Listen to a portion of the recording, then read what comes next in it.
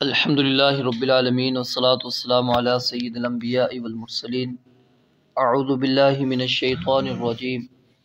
ومن الناس من یجادل فی اللہ بغیر علم ولا ہدی ولا کتاب منیر ومن الناس اور لوگوں میں سے کچھ لوگ ایسے ہیں من یجادل فی اللہ بغیر علم جو اللہ تعالیٰ کے بارے میں بغیر کسی علم کے جھگڑا کرتے ہیں، ولا ہدی ولا کتاب منیر اور بغیر کسی ہدایت کے اور بغیر کسی روشن کتاب کے، ثانی عطفہ لیضل عن سبیل اللہ اس حال میں کہ اپنا پہلو موڑنے والا ہے تاکہ اللہ کے راستے سے گمراہ کرے، لہ فی الدنیا خزی ونذیقہ یوم القیامۃ عذاب الحریق اس شخص کے لیے دنیا میں ایک رسوائی ہے اور قیامت کے دن ہم اسے آگ کا عذاب چکھائیں گے۔ ذالک بما قدمت یداک یہ اس کی وجہ سے ہے کہ جو اس کے بما قدمت یداک جو تیرے دونوں ہاتھوں نے آگے بھیجا، وان اللہ لیس بظلام للعبید اور اللہ تعالی ہرگز اپنے بندوں پر کچھ بھی ظلم نہیں کرنے والا۔ پہلی آیت نمبر 3 کے اندر بھی گزری ہے، تو اس کو دوبارہ لانے کی حکمت کیا ہے؟ علماء نے اس کے 2 جواب دیے ہیں۔ ایک جواب تو یہ ہے کہ جو پچھلی آیت تھی اس کے اندر تذکرہ تھا قیامت کا اور قیامت کے وقوع کا، تو جو لوگ قیامت کے وقوع اور اللہ تعالیٰ کی قدرت کے متعلق جھگڑا کرتے تھے ان کا اللہ رب العالمین نے تذکرہ کیا کہ وہ علم سے بالکل عاری ہیں، سوائے تقلید کے اور کچھ ان کے پاس دلیل موجود نہیں، اور شیطان سرکش کی پیروی کرنے والے ہیں۔ اور یہاں پر اللہ رب العالمین ان جھگڑالوں کا ذکر کر رہے ہیں جو گمراہی کے پیشوا ہیں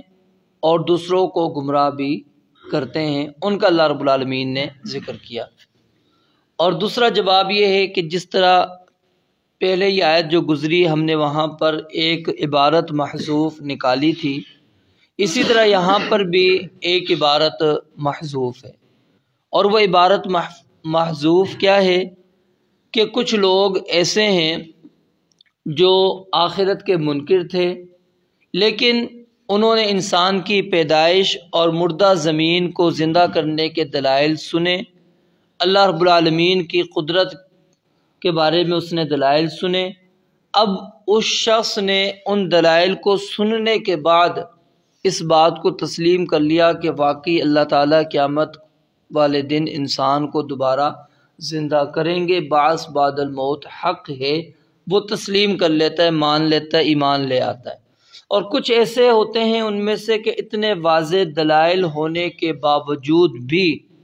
وہ اپنے اسی پر اڑے رہتے ہیں اور جھگڑے پر کھڑے رہتے ہیں کہ نہیں، قیامت واقع نہیں ہو سکتی، مرنے کے بعد دوبارہ زندہ ہونا نہیں ہے اور اس کی کوئی بھی دلیل نہیں ہے۔ تو اللہ رب العالمین فرماتے ہیں ایسے لوگ جو اتنی واضح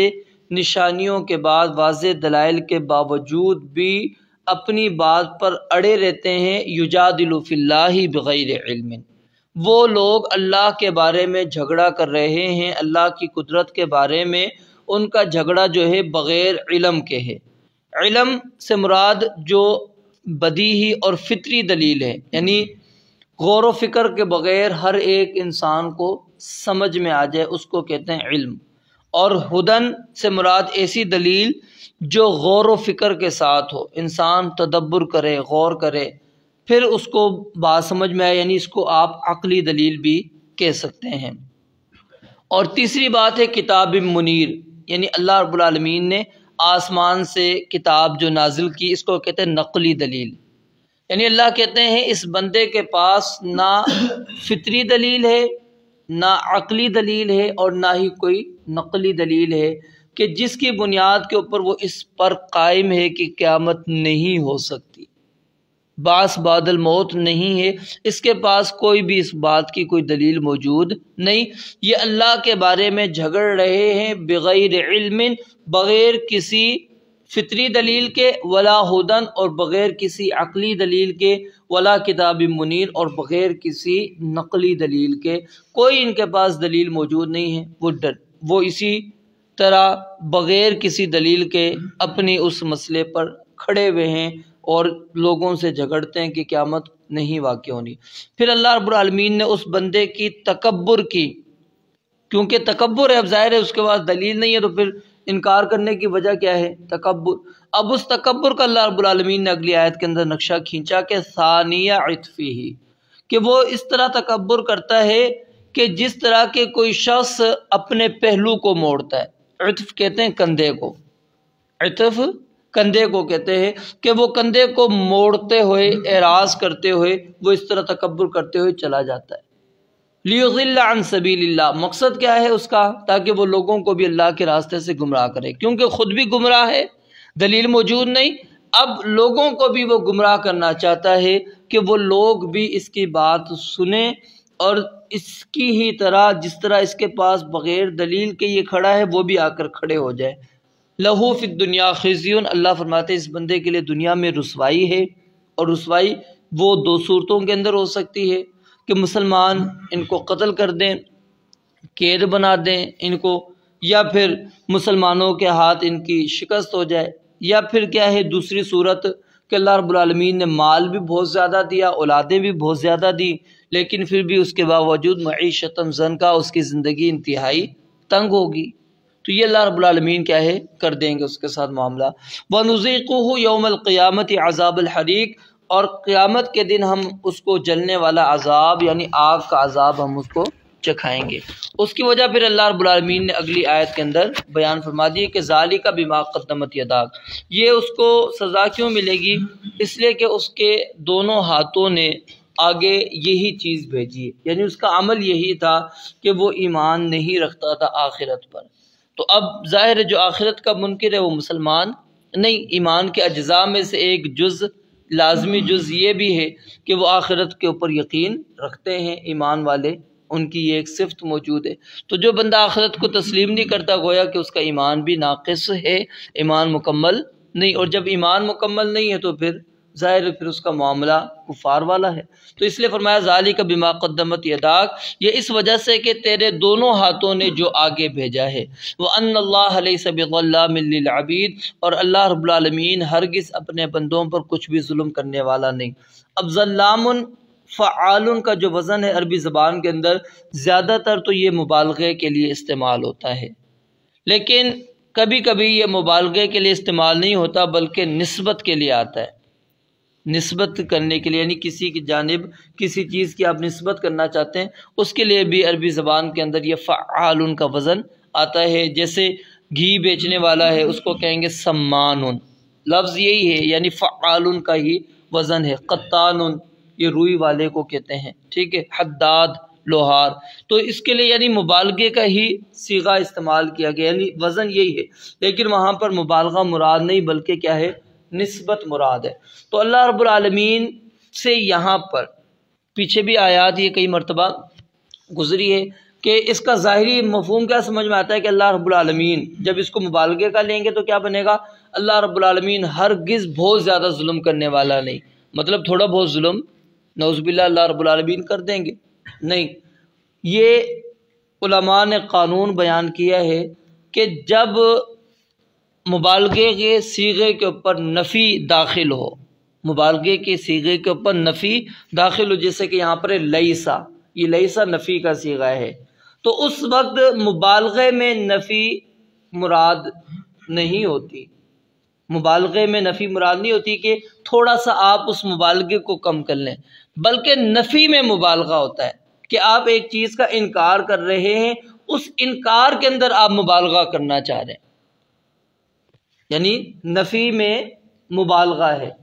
کہ ایک چیز ہے اس کا آپ کہہ رہے ہیں کہ یہ کام نہیں ہوا، اس کے لیے آپ نے لفظ یہ استعمال کیا، وزن یہ استعمال کیا، اور اس کے اندر اس نفی کے اندر اور زیادہ بات کو یعنی پختہ کرنا چاہ رہے ہیں کہ بالکل یہ کام نہیں ہے۔ تو مراد کیا ہے کہ اللہ رب العالمین ذرہ برابر بھی کسی پر ظلم کرنے والا نہیں۔ ظلم کی نفی ہے کہ قطعی طور پر بھی اللہ رب العالمین ایک چھوٹا سا بھی ظلم کسی پہ نہیں کریں گے۔ یا عبادی انی حرمت الظلم علی نفسی، حدیث قدسی ہے، اللہ کے نبی علیہ الصلوۃ والسلام فرماتے ہیں کہ اللہ رب العالمین نے فرمایا اے میرے بندو میں نے ظلم کو اپنے اوپر حرام کر دیا، انی حرمت الظلم علی نفسی وجعلتہ بینکم محرما، میں نے اپنے اوپر ظلم کو حرام کیا اور تمہارے درمیان بھی ظلم کو حرام رکھا ہے، فلا تظالموا، تو اس لیے آپس میں ایک دوسرے پر ظلم نہ کرو۔ یعنی جب اللہ رب العالمین اپنے لیے ظلم پسند نہیں تو رب العالمین نے اپنے بندوں کے لیے بھی اس چیز کو پسند نہیں کیا۔ اللہ نے اپنے اوپر حرام کر دیا ظلم کرنا، اسی طرح بندوں کے اوپر بھی حرام ہے کہ وہ ایک دوسرے کے اوپر ظلم کریں، اس کو اللہ رب العالمین نے قطعی طور پر جائز قرار نہیں دیا۔ فلا تظالموا، اس لیے نبی علیہ السلام نے فرمایا کہ تم آپس میں کیا ہے ایک دوسرے پہ ظلم نہ کرو۔ تو اللہ رب العالمین تو ذرہ برابر بھی انسان پر ظلم نہیں کرے گا۔ اور دیکھیں نا قرآن کریم کو جب ہم پڑھتے ہیں کیا ہے، مثقال ذرۃ خیرا یرا، مثقال ذرۃ شرا یرا، ذرہ برابر بھی۔ اور وہ ذرہ کیا ہے، اس کی تفصیل علماء بیان کرتے ہیں کہ روشن دان ہو اور وہاں سے آپ روشنی آ رہی ہو سورج کی، تو اس کے اندر جو ذرہ سا ہمیں نظر آتا ہے، اب وہ صرف کیا روشنی کی صورت میں ہی نظر آ رہا ہے، یعنی اس سے بھی کم اگر موجود ہے یا اتنی ہی کسی کی نیکی برائی موجود ہے تو وہ بھی اللہ رب العالمین اس کے سامنے لا کے رکھ دیں گے۔ یہ نہیں ہے کہ اللہ رب العالمین برائی کو تو لا کے رکھتے ہیں اور نیکی کو اتنی کو چھپا دیں، نہیں، خیر ہے وہ بھی انسان دیکھ لے گا، شر ہے وہ بھی دیکھ لے گا۔ تو اب اس سے بڑھ کر اور کیا چیز ہو سکتی ہے کہ جو انسان کی اس اللہ رب العالمین اس کے اوپر ظلم کر دے۔ تو اللہ رب العالمین یعنی بظلام للعبید سے مراد کیا ہے کہ کبھی بھی کسی بھی حالت میں ظلم نہیں کرنے والا۔ اور قرآن کریم کو جب ہم پڑھتے ہیں یعنی اقوام کی ہلاکت اور تباہی کا سبب، وہاں پر اللہ رب العالمین نے جو الفاظ بیان کیے وہ کیا، وَلَٰكِنْ كَانُوا أَنفُسَهُمْ يَظْلِمُونَ، لیکن وہ خود اپنے آپ پر ظلم کرتے تھے۔ یعنی اللہ رب العالمین نے یہ چیز واضح کر دی کہ میں نے ظلم نہیں کیا، وہ لوگ خود ظلم کرتے تھے اپنے آپ پر، انہوں نے یہ کام کیے، معصیتیں کی، نافرمانیاں کی، اور یہ وجہ تھی جس کی وجہ سے اللہ رب العالمین نے ان کو تباہ کیا۔ اللہ رب العالمین نے ظلم نہیں کیا ان کے اوپر، انہوں نے خود اپنے آپ پر ظلم کیا۔ اور سب سے بڑا ظلم یہی ہے کہ انسان اپنے آپ کو برائی کے اندر لے کر چلا جائے، تو یہ ظلم یہ ہو گیا نا اس انسان کا اپنے ساتھ۔ رب العالمین سے دعا ہے اللہ تعالیٰ سمجھنے عمل کرنے کی توفیق عطا فرمائے۔ وآخر دعوانا الحمدللہ۔